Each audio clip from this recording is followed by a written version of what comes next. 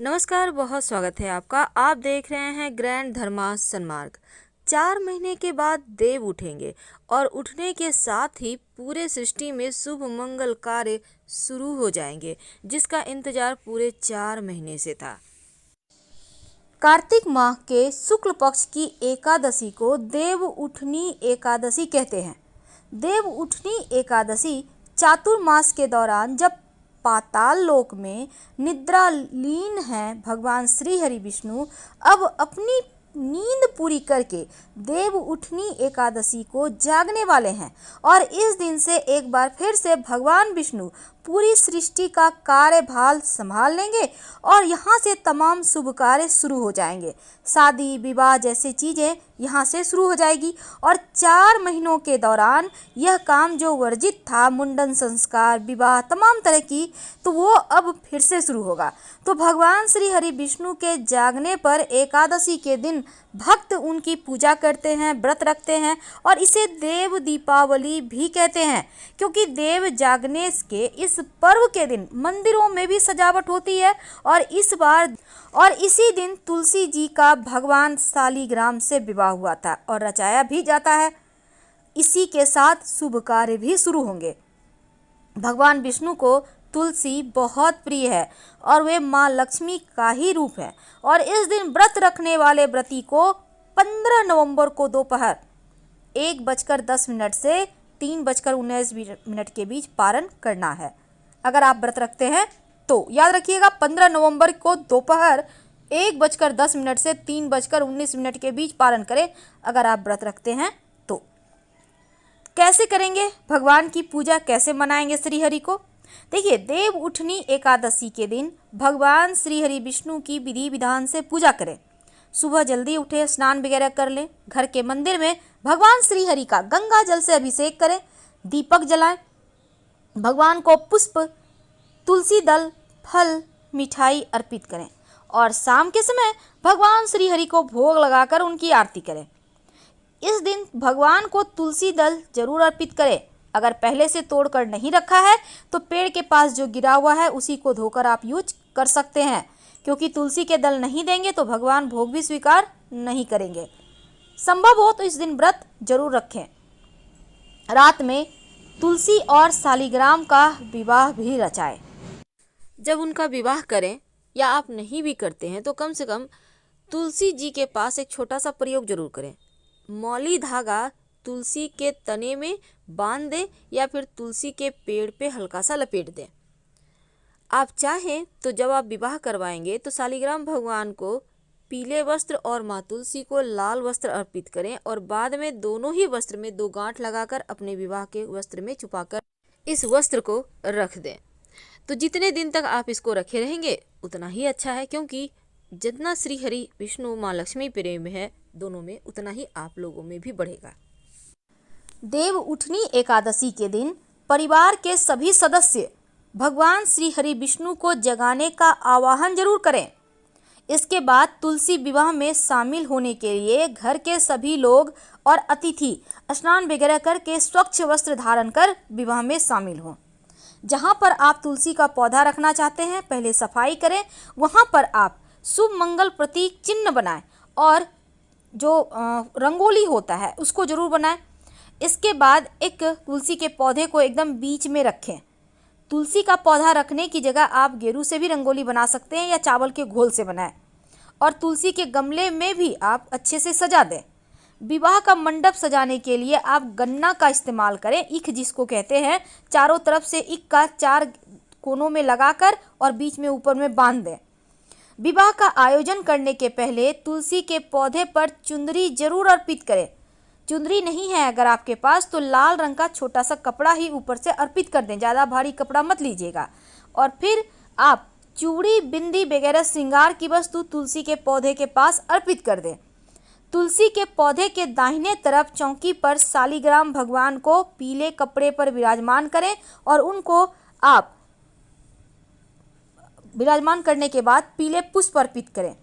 तुलसी के पौधे के साथ गमले में भगवान शालिग्राम को अब वहाँ पर रखें और उन पर दूध से भीगी हुई हल्दी अर्पित करें। यानी आपको हल्दी की गांठ थोड़ा सा दूध में लगा के रखना है और उसको अर्पित करें, या फिर दूध में एक चुटकी हल्दी पाउडर डालकर उनको अर्पित करें। भगवान शालिग्राम को अक्षत की जगह तिल का इस्तेमाल करें, क्योंकि भगवान शालिग्राम को अक्षत नहीं अर्पित किए जाते, भगवान श्री हरि के रूप को अक्षत अर्पित नहीं किए जाते। माँ लक्ष्मी को कर सकते हैं लेकिन शालिग्राम भगवान को नहीं, इसलिए उनको आप तिल से अभिषेक करें। पूजा के समय आपको फल में कम से कम 5 तरह के फल ले लें, आपको जो भी मिल जाए। मौसमी फल, उसमें ईख यानी गन्ना जरूर होगा, और पानी वाला सिंघाड़ा भी रखिए। माँ जो लक्ष्मी का स्वरूप हैं तुलसी जी, उनको जब आप पूजा करेंगे तो तुलसी जी की पूजा के समय श्रृंगार की वस्तु के साथ माँ को पसंदीदा वस्तु जैसे आंवला है, सिंघाड़ा है, आप चाहें तो अनार भी रख सकते हैं, चाहें तो, जरूरी नहीं है, आपके मन पे है। और विवाह के समय आप शालिग्राम भगवान को पीला वस्त्र और तुलसी जी को लाल वस्त्र, या फिर आप चाहें तो कलावा, दोनों को अर्पित कर दें और दोनों ही कपड़े में या कलावा में 2 गांठ लगा दें। बाद में उठाकर जो विवाहित महिलाएं हैं अपने पास संभाल कर रख लेंगी। आपके जीवन में भी बिल्कुल तुलसी और शालिग्राम के तरह ही प्रेम रहेगा और आप लोगों में परस्पर जो भी परेशानी है वो समाप्त होकर आपस में प्रेम बढ़ता जाएगा। विवाह के समय जो भी बोला जाने वाला मंगलाष्टक है जरूर बोले, और घर के जो पुरुष सदस्य भगवान शालिग्राम को चौकी समेत हाथ में लेकर तुलसी माँ के साथ परिक्रमा करें। तुलसी जी का विवाह संपन्न होने पर भोजन और प्रसाद आप सब में वितरित करें और खाएं, और साथ ही थाल बजाकर उठो उठो वासुदेव, उठो उठो वासुदेव जरूर बोलें। देखिए, पुराणों की मान्यता है कि देवता भी एक नियत समय पर सोते और जागते हैं, और पौराणिक मान्यता के अनुसार जब भगवान विष्णु साल के 4 महीने शेष नाग की सैया पर सोने के लिए क्षीर सागर में शयन करते हैं और कार्तिक शुक्ल एकादशी को वे उठ जाते हैं, इसीलिए इसे देवोत्थान या देव उठनी या देव प्रबोधनी एकादशी कहते हैं। भगवान विष्णु के उठ जाने के बाद अन्य देवता भी निद्रा त्यागते हैं। आम भाषा में इनको देव प्रबोधनी एकादशी यानी स्वयं में देवत्व जगाना, जिसका अर्थ होता है, कहा जाता है। यानी प्रबोधनी एकादशी का तात्पर्य है व्यक्ति अब उठकर धर्म कर्म के रूप में देवता का स्वागत करे, और इस एकादशी का भी यही भाव है कि हम किसी को कष्ट ना पहुंचाएं, ईर्ष्या द्वेष भाव ना रखें, और यह दृढ़ संकल्प से अपने मन में जगाना ही प्रबोधनी है। तो इस दिन जब आप पूजा कीजिएगा तो घंटा, शंख, मृदंग, वाद्य यंत्रों का भी प्रयोग कीजिएगा।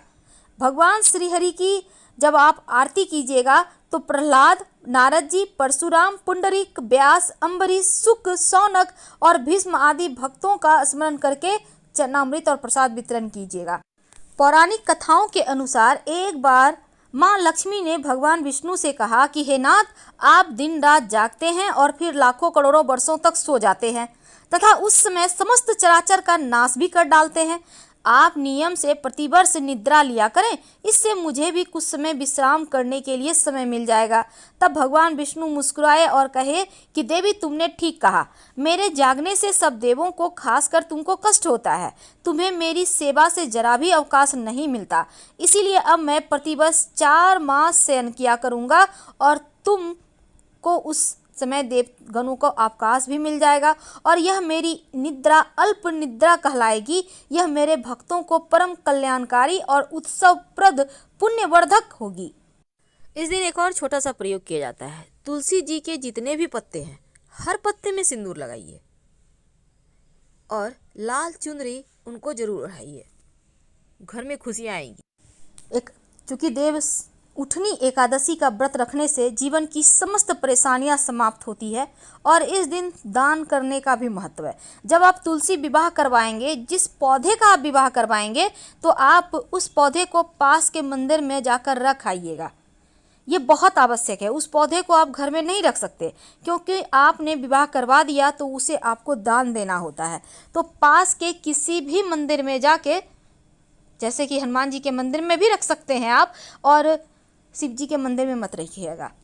तो आप जाकर रख दें तो आपके ये पूजा और व्रत पुण्य को प्राप्त करते हैं और आपका व्रत पूर्ण होता है।